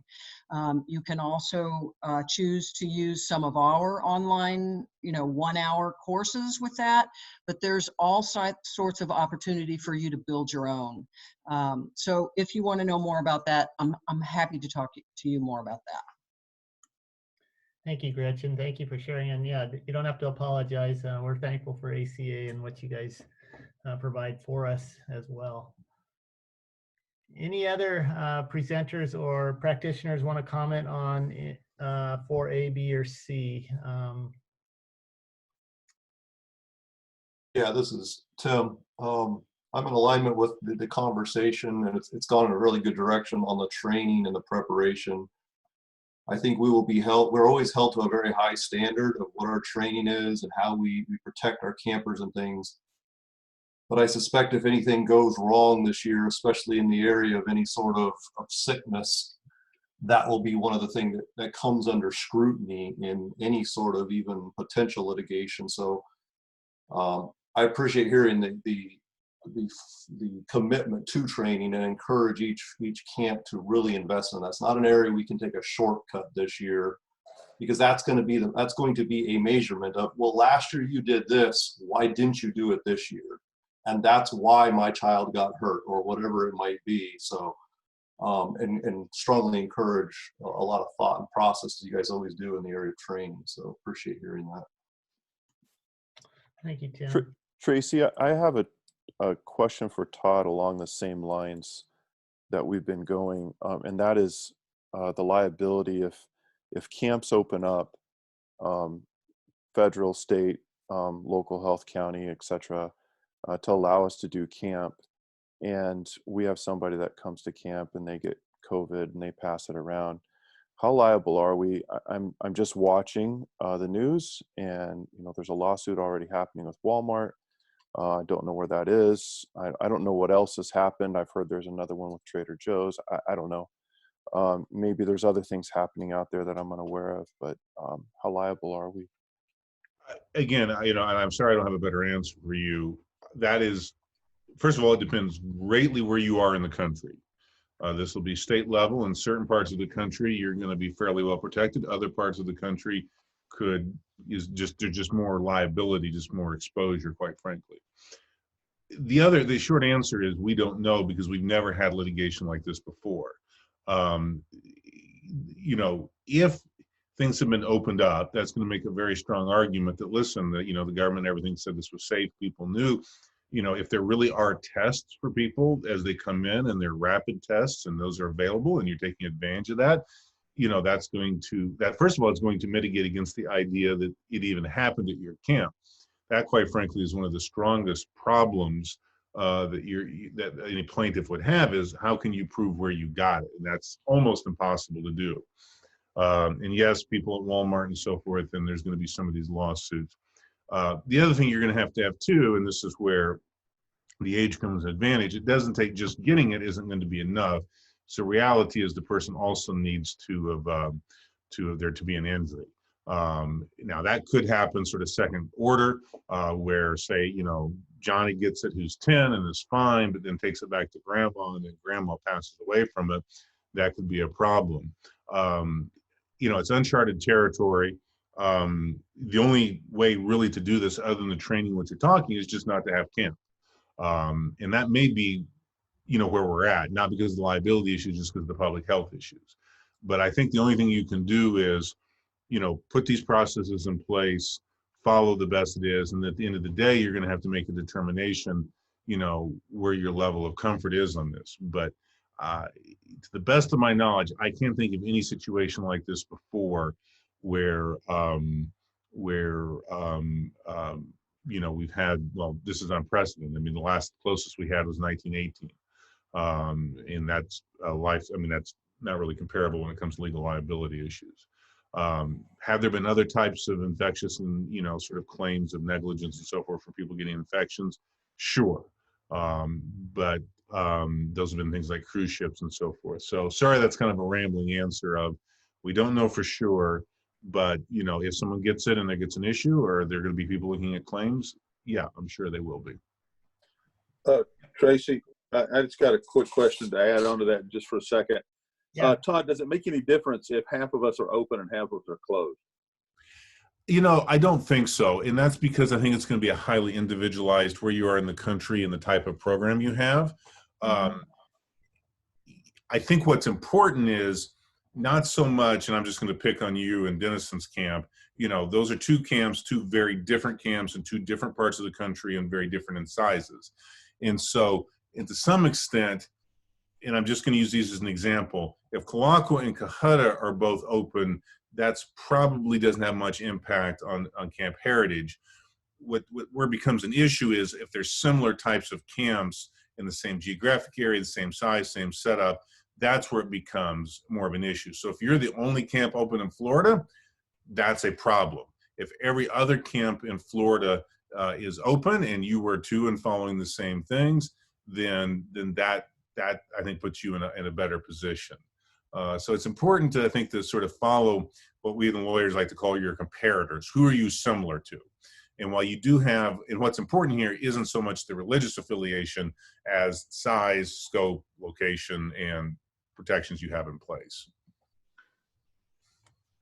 Yeah. And can I just add one note? Yes, go ahead, Tracy. And Todd can tell me if I'm wrong, but I do quite a bit of legal consulting because people find me on the internet, obviously, when an event goes wrong at camp. And so they call and want me to review their cases. And most of the time, things that are litigated are not when an event happens, it's how we respond to the event when it happens, right? So kids going down somewhere, they step on a nail, they get an infection. But how does your healthcare team respond to that? How does your camp director or leadership respond to that? If you're responding within the regular standard of care, regarding the regular what is expected of you to do in those instances, if you're following your policy and procedure as you've laid out for those situations, then the risks go down significantly, right? So it's a lot about somebody gets ill, whether it's COVID or rhinovirus or anything else, are you following your communicable disease plan? If you follow the plan and you said this was our plan and we did this and this is what we did, it's when you fall outside of what you said you were going to do, or you don't meet the regular standard of practice, standard of care, then that's when people tend to get in most of their issues related to litigation. Yeah, and that's absolutely true. The challenge here is no one knows what the standard of care for COVID is. And so what's going to happen is, a creative plaintiff's lawyer is going to come in and say, well, you should have done, and it's whatever you didn't do is going to be the allegation. In other situations, like you said, the kid falling off of a hike and breaking their arm or stepping in a nail and so forth. Those are the kinds of injuries that have happened all the time. We know what the standard is. There's very defined processes for that. We don't have that, and not just for following up on that. I mean, if a kid breaks his arm, I hope we all know what to do, but what's the standard to prevent that? What we don't have here is what are the standards to prevent this. And on the flip side of that, as far as the follow-up, again, having a communicable disease policy, and I hope that if a kid, comes down with symptoms and so forth, that you would follow that. The biggest challenge here, of course, is, a lot of kids, and Dr. Belixis can talk about this, don't necessarily have symptoms. So the challenge would become, someone comes there, they get it, and then they arguably take it back and infect someone else. That sort of second order is where I see the real liability, quite frankly. Right. Because, kids may get it and pass it, and we still don't even know it, right? It's when you go home to grandma that becomes your concern. If a child is almost an asymptomatic carrier, that becomes your challenge. But again, of course, the argument there is going to be, well, how do you know it came from Johnny or Sue, Susie or whatever it is? That's a proof issue. But the biggest challenge here is, we just don't know. And keep in mind, there's probably going to be coming into summer, we already see that. We see at the national level a certain desire to open the country back up. You see certain states, like if a summer camp opens up in New York, sorry if there's any New Yorks, that, that's a whole lot different than if you're in Tennessee or if you're in Georgia or you're in Florida. Those states have for some reasons, political and otherwise, have taken very different approaches. So it's not going to be an even approach across the country. This is Tim, and I obviously live my life in risk management and potential liabilities, but I think as a camp, we have a bigger risk, and that's our reputational risk. We don't want to be in the news for having killed a kid or spread the virus. Even if we're not found liable, that's immaterial to the reputational risk to the camp, to the church, and to the greater church. Because what I hear a lot in the lawsuits we see is, you're a church, you hold yourself at a higher standard, you say that you care for people, you say you have moral high ground, but no, you did a decision to just open your camp or to do whatever in an effort to, from the outside, look like we're trying to make money type of thing. So I'm all for managing the risk. There's a liability component to each one of us just waking up in the morning. But I encourage us to really be as a guide. What is our moral guide on this? What we say we care for children? How far are we willing to get to that red line? But that's I hear all of the good things, and I agree. There's not a standard out there. There's going to be a lot of people who file lawsuits, and they're going to test all kind of theories. But I still think it gets back to what's the reputational damage we did to our camp long term by making a hasty decision or decision for one summer type of thing. But I just want to jump on that. I see some of the comments in chat, and I thought the same thing. Tim is coming from a very different perspective here, because we all know that the best money-making decision we could make regarding summer camp would be to shut the whole thing down just permanently. You guys are not known as a revenue source, which is fine. It's a mission. It's a ministry, but camp is not generally a huge money spinner, as they say. Yeah, I was talking to another ministry that has a summer program as well, and they're like camp is making decisions sort of closer in. In fact, they're going to make theirs much closer than you. And this particular individual said he had made the personal decision that his goal was not to make national news. So I think that's a good one also for you guys to keep in mind, in addition to not wanting to kill people. I may be the only person, I know Todd, I don't have children, but I would encourage a lot of you who have children to think, where would you send your child? What would the risk you would put your child in for a summer camp? And I think that measurement starts to become more important with the unknowns around this. And I'm not advocating to or to not have camps, but I think that I would ask that be weighed into the conversation is, what's the standard I would want my child to attend? Because that's the standard we're going to be held to out there. That's the people on the other side of the table that are going to be watching our decisions as a group. I think that, oh. I'm sorry, I would add one more thing. Go ahead, and that is, what's the standard that you would want for your child in any situation. I know we're talking COVID-19 right now, but you guys are smart at you are good camp directors, smart at turning on a dime and getting the information that you need and doing it well.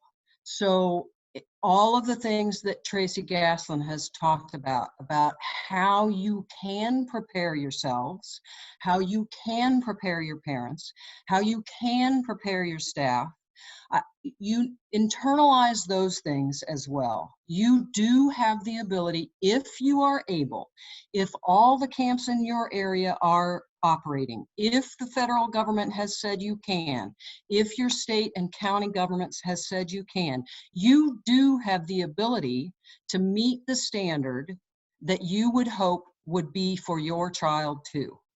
If all those, and not to make the decision to close, to cancel, to alter until you know that you can do all those things, that it's, don't make the decision too soon. And I'm sorry that I jumped in a legal part where I probably shouldn't have, but I want you guys to think positively about what you have the ability to do also, so. And that transitions us into point number 5 of our conversation. We're going to go to that now, and that has to do more contingency planning strategies. I mean, this is really what we're talking about right here, Gretchen, as you've transitioned this, and some of our comments have been, okay, so we may not get the full summer camp schedule this year because we may still be in the middle of sheltering in place or whatever, but what if we can make some adjustments to our summer camp schedule or our year-round operations, if indeed we can start picking up some of those year-round, some of those rental group operations, what are the pieces that we need to put into place? And this conversation today has really been around that, protocols, certifications. So now we're coming to the action steps that we want to look at right now and say, I'm going to read the 5 questions here. And these 5 questions are these, I'm going to read the questions of point number 5.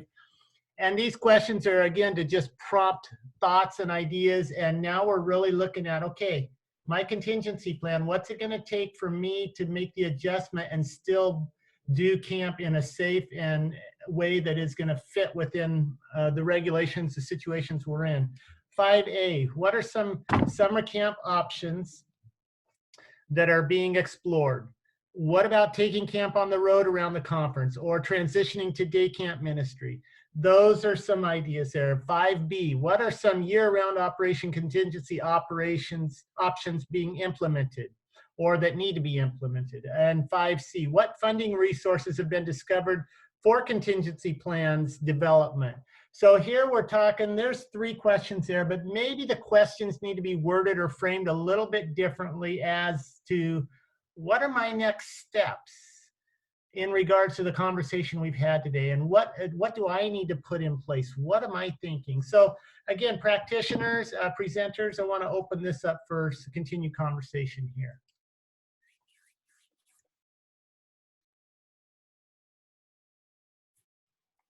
Tracy, I think for us, in my head, as I've tried to figure out what options we have beyond just running a full summer of summer camp. I mean, I think obviously we could run a shortened schedule. That's a possibility.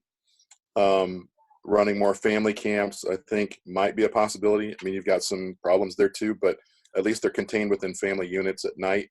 The cabins, to me, seems to be the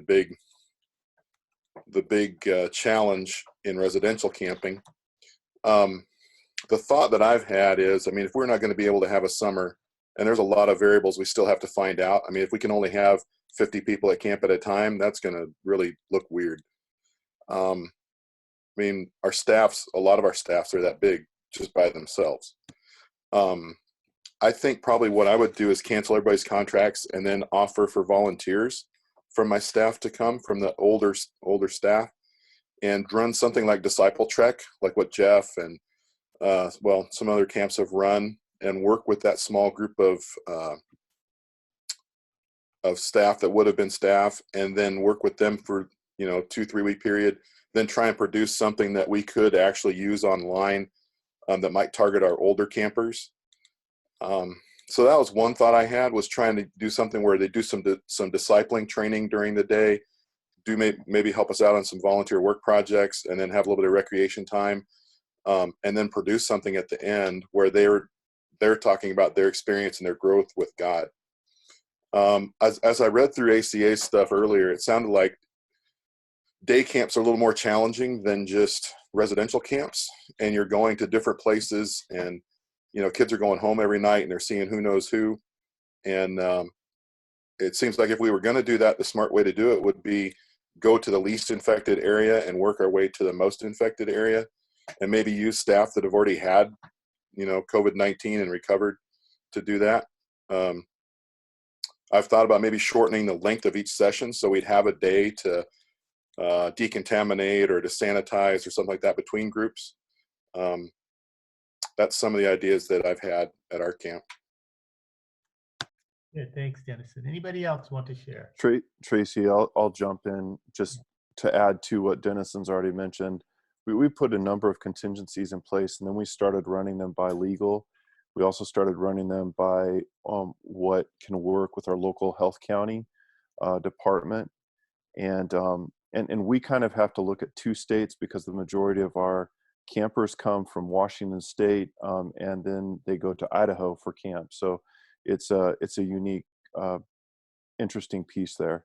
And they definitely have differing ideas on what they do. So in that context, as we looked at making small camps, whatever you want to call them, but small group camps, basically the legal advice that came back said, if you have to do it that way, we would be concerned that you'd be running it anyway. I mean, if it has to be that small, then there is a concern, because that means COVID's out there and probably it's not open to the health county anyway. In addition to that, we looked at family camps, and just because ours are towards the end of the summer, we are looking at them running, and that is a shortened summer. But at least for us, a lot of our family campers' grandparents come. And so you've got people in that 60 to 80-year-old range that makes it extremely unsafe, because we know if they get COVID, their likelihood of having serious complications is a lot higher. So a lot of it comes back to timing, at least from my perspective. Is it going away, and can we push this back further in the summer to give more time? That's one. And number two, what is happening with our local health county department? What are they saying? And our local state governments, and what are they saying? And that's going to give us the flexibility to do different options. And so a lot of our contingency plans are based on timing. We'll start here in June, or we'll start here in July, or we'll start in August, etc., and do what we can do within that, all of those pieces. Excellent. Anybody else? Tracy, I'd jump in real quick and just say, as I'm looking at this summer, it's going to be crazy. No matter what we do, we don't even have any real idea of how it's going to end up, which has caused me to look a little bit at what may or may not happen in 2021. What happens if we lose a whole generation of camp staff, and we don't have those recruiters that have always done the best recruiting for us? And some of the things I'm kind of toying with the idea that if we do have camp, or if we don't have camp, we're going to provide a weekend or a week where I'm going to invite all the camp staff that would have shown up when it is safe to do so, and have a spiritual, probably a long weekend, like a Friday to Sunday, and try and bond with them to keep the camp fire alive for the following year in 2021. We got a big problem in 2020. But if we're not careful, we're going to lose a whole generation of campers and camp staff to this incredible ministry. So I'm looking at ways to reconnect and to connect both to our returning staff and our new hires for 2021, because I don't want to have, I think we've all around the division have had trouble hiring recently in years that have come by. So I'm looking at saying, okay, let's do some damage control for 2021. Just wanted to throw that out. Wendy, I see you shaking your head. Do you have some ideas on that as well? I have been meeting with my leadership team, which is about 9 other young adults. And we've been talking about that very same thing.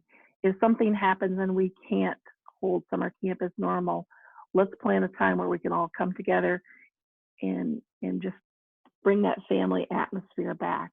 And inviting the whole team. I think what you're talking about, Craig, is crucial. And it is scary when you look at, these are the young adults that provide this ministry to all of our children. We've got to take care of them too. Right. And staying on top of communication with them is vital right now. We're trying to communicate with them once a week just to let them know where things are standing, inviting them to jump on a meeting and give them hope. That's what they're looking for right now, is hope that this is not being taken away also from their livelihood. I want to just mention an item along this line as well. I've been in conversation with Andrea Keel in our missions office at North American Division. We have about 90 student missionaries that have come back from being student missionaries this school year. They're already back because they had to come back. And of course, many of those become camp staff or are camp staff. And she was reaching out to me, and we're kind of starting a conversation saying, our student missionaries, they're looking for something to do even now because they haven't been in college because they've been student missionaries this year, but they're college students. They took a year off to do student missions. And if our camps could reach out to some of them that maybe were their former staff, now would be a time to just connect with them, because they're just open to volunteer or anything right now because they don't really have what to do right now. So as we continue that conversation over this next week, I just wanted to put a plug into you guys. Be thinking, who are your camp staff from last summer who were student missionaries this year? And you may want to reach out to them and just connect with them as well. Anybody else on this topic? Let me jump in just a little bit on the programming side. I had a conversation with our social work intern for this summer, hopefully, if things happen. She is a doctoral candidate at Loma Linda in family, marriage and family therapy.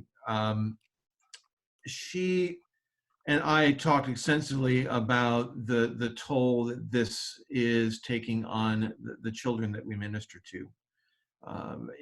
We've not had an event in their lifetime of really national anxiety and national fear. 9/11 was really the last event, and none of these kids were around to experience that. And in many ways, this is more of an existential fear than others, because it's what if I get sick? What if my mom or dad gets sick? What if they die?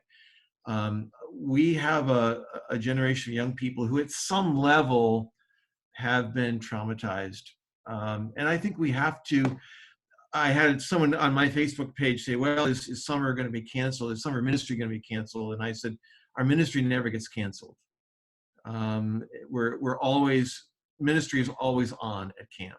The question is how we do it. I'm throwing this out. I'd love to tell you I have all the answers, but I think we have a bigger opportunity this year for ministry than we've ever had, but it will probably look nothing like what we started out intending it to look like. And I would love to dialogue with some of you about how that could happen in very real and tangible ways. Okay, any other comments before we move towards wrapping up today? We'll also do some Q&A time with Van Dion, if you've got some questions that we've kind of skipped over or have missed on.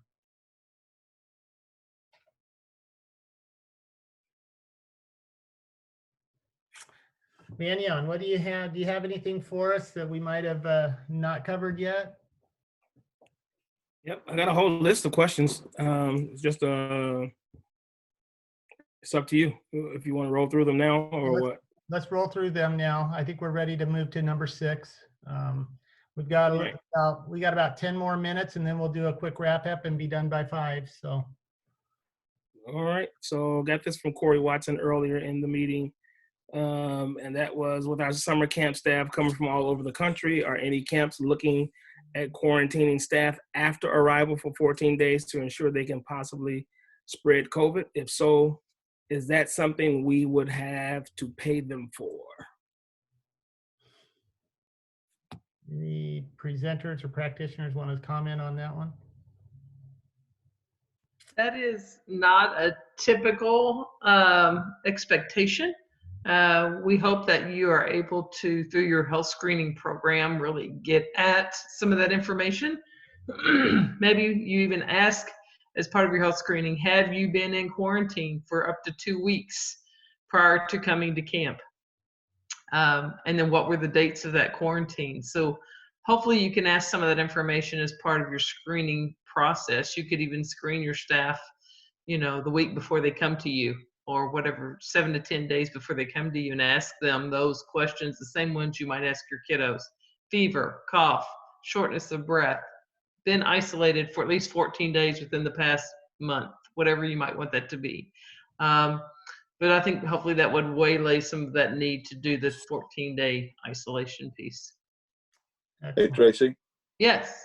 Yes. Yeah. I wanted to ask a question. Do you feel like, since I think we're one of the earlier camps that starts, which we start about the 31st of May in Florida, do you feel like that by that time we're over, a month and a half away from that? Do you feel like that there will be that Abbott laboratory test that's that they know the answers in 15 minutes or so? You think those would be available? And could the Nursing Association, Camp Nursing Association, help us acquire those tests for camps to have for staff? The tests themselves, the test swabs are already being disseminated. That started about a week and a half ago. So those are already going out. Now the numbers, I can't tell you as far as the volume they're being able to produce, but I know they are, of course, ramping up that volume very quickly, trying to get more and more into people's hands. The other piece, as Dr. Belinsky mentions, is you got to have the device to put the little swabs into the Abbott device that measures and gives you a report out of that test. So I am hopeful that there would be those available. I'm hopeful that that the antibody test might be available, that somebody could go have their blood drawn and determine whether they have already had COVID, right? Some of that is just like the testing to see if you have the condition. There's also a test for antibody to see if you've already been exposed, and then different conversations, but the majority of medical folks feel like you have some immunity to getting that condition again if you've already had it. So I'm hopeful that some of that will definitely be available. Would it be available where somebody like one of your staff could walk into their primary care office and say, I need a COVID test? Or to one of the regional labs like LabCorp or Quest. Those are pretty much national lab organizations. Maybe. That's I know those organizations are doing some of that testing now, just currently not in the volume we would like yet. Okay. Banyan, what else you got? All right. Has ARM's position changed in regard to if camps run this summer, they will be increasing their liability? Hey, oh, go ahead, Dave. Go ahead, Tim. Okay. To my knowledge, I don't think we've had a position that it increases or decreases your liability. I think what we've tried to say is we need to follow the guidelines by the CDC and other government regulations, and we need to do to the best of our ability to minimize this risk among the many risks that are associated with camps and ministries in particular. So I think we're not going to tell you, within reason not to run a camp. That's not the role that Adventist Risk Management has within the church. What our role is to be part of these conversations, and I've heard a really good conversations today about minimizing risk around our camps and that ministry. So it's going to really boil down to some of the stuff Todd talked about is what are other camps doing, what is the CDC and other government agencies mandating or recommending we do, and then the risk falls where it falls at that point. But I hope that answers that question.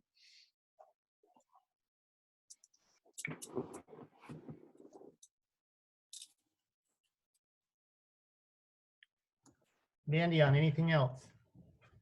Tracy, I have a bunch, so you just tell me, Okay. after one answer is given, shall I keep reading or Yep. you lead? No, keep reading. Let's keep rolling then. Would counsel from our panel experts change depending on when our camps start? Many of us start the end of May, some don't start until July. Anybody care to comment? Yeah, that is really going to depend heavily on your state and your local county health departments. Likely the state will take the lead in that, but the county health department can have significant input if their area or region is having a particular problem. So that is going to be very individualized. It is not likely there will be a specific federal mandate at that point. It's likely that'll be left up to the states to make that determination. And so the importance of being in contact with them early. Tracy, I also wanted to say that that I think that we need to determine what is our lead time that we want to give our staff and our camper families so that we make a decision. When we come to that tripwire, is it a month? Is it 2 weeks?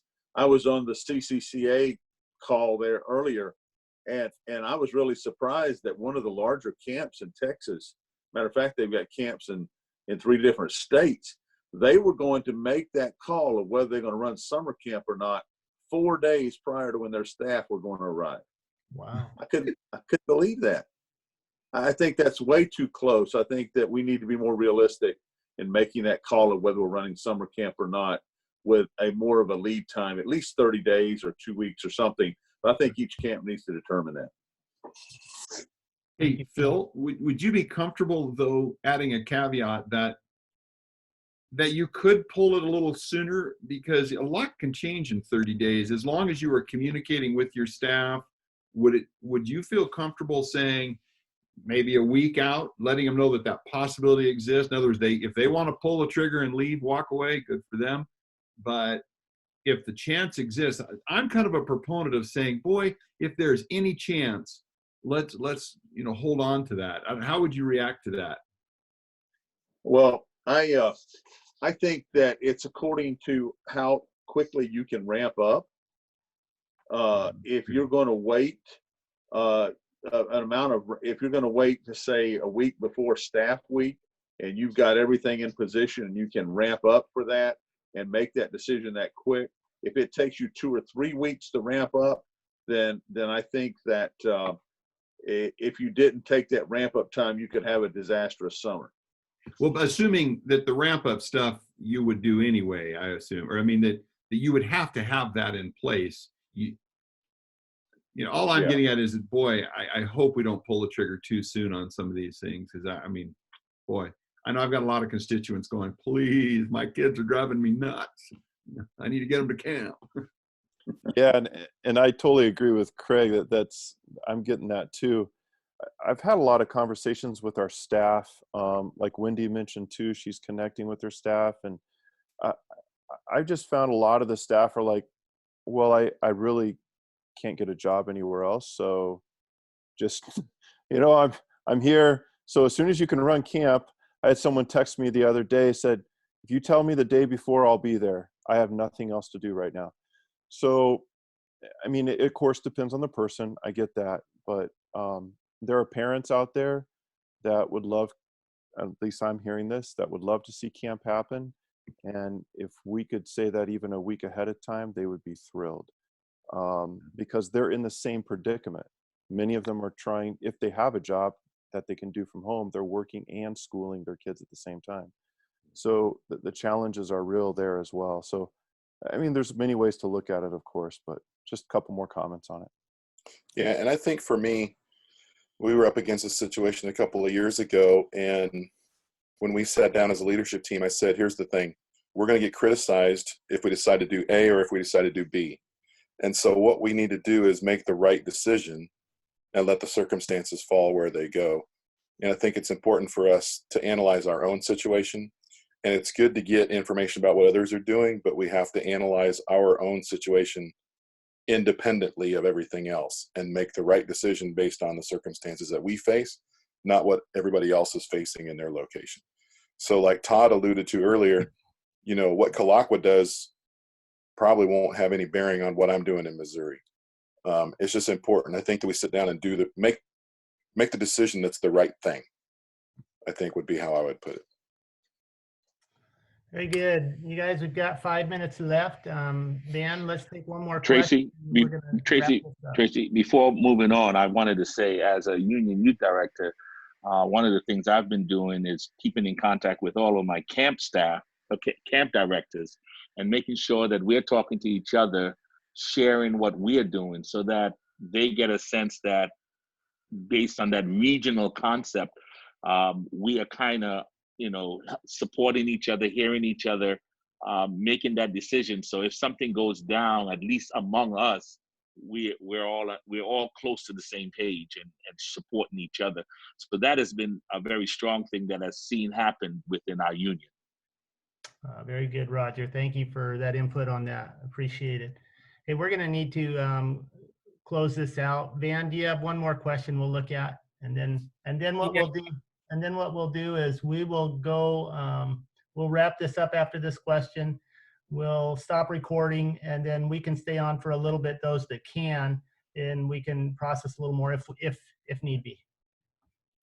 Does the Adventist Learning Community have anything for camp staff online training? If not, it would be something that would be nice if it did. I can speak to that. We do have one course online. We've just finished it. It's live online right now. If you go adventistlearningcommunity.org and search for Summer Camp Staff Safety Training. Okay, Summer Camp Staff Safety Training.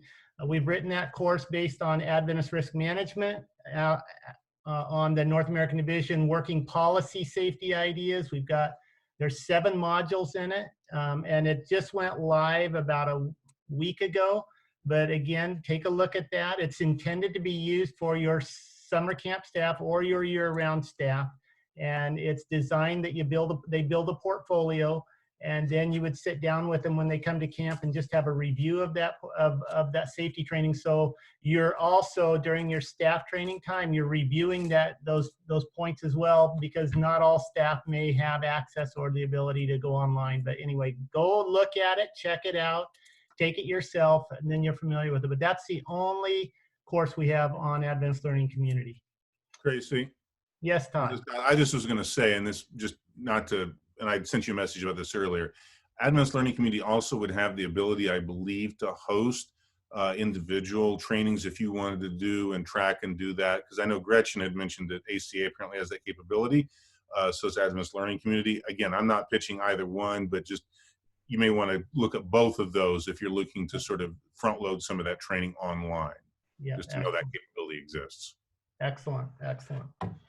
Okay, we're going to wrap this up. I want to just, is Bill Wood on with us? Bill, are you there? I'm not sure he is. Okay, I'll do the wrap up. One of the things that, of course, we want to encourage and encourage every day is the continued praying for each other. And if you go to the AdventistCamps.org, Dennison, our webmaster, has on there the whole prayer initiative for our camps throughout North America. The 59 camps, or whatever the number is, between 59 and 67, depending on what year. And we're praying for each other. And so again, want to encourage you, you'll see on AdventistCamps.org that prayer initiative where each day of the week we're praying for camps in different unions across our division.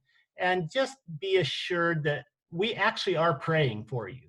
And we are actually praying for each other. And all of us are praying together as we're navigating this COVID-19, as well as making the challenging decisions that we need to make over the next weeks and months for the summer camp season.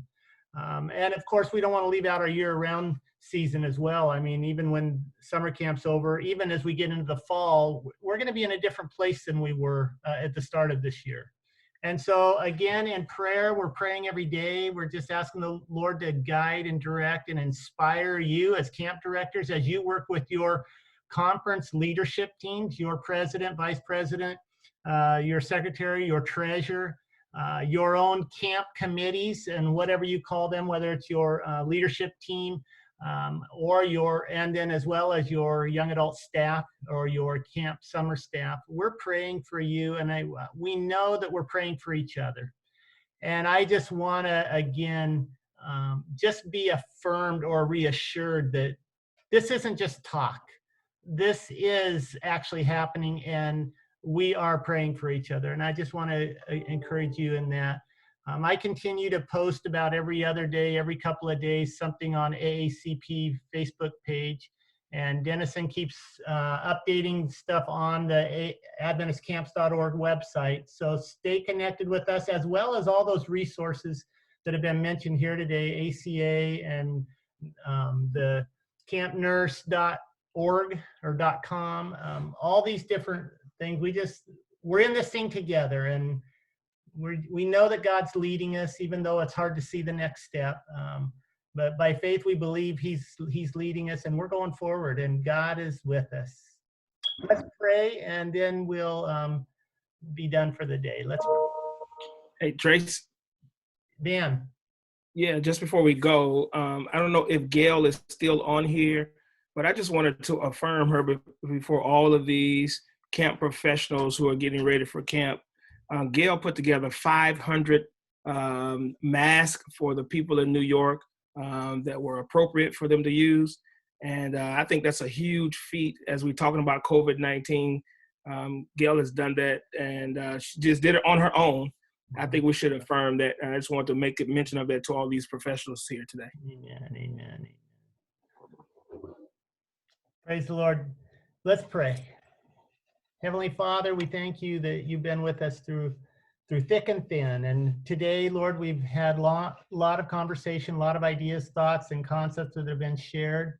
And we need you, Jesus, to continue to lead us to your conclusions. As leaders, Lord, we're listening for your still small voice constantly and continually.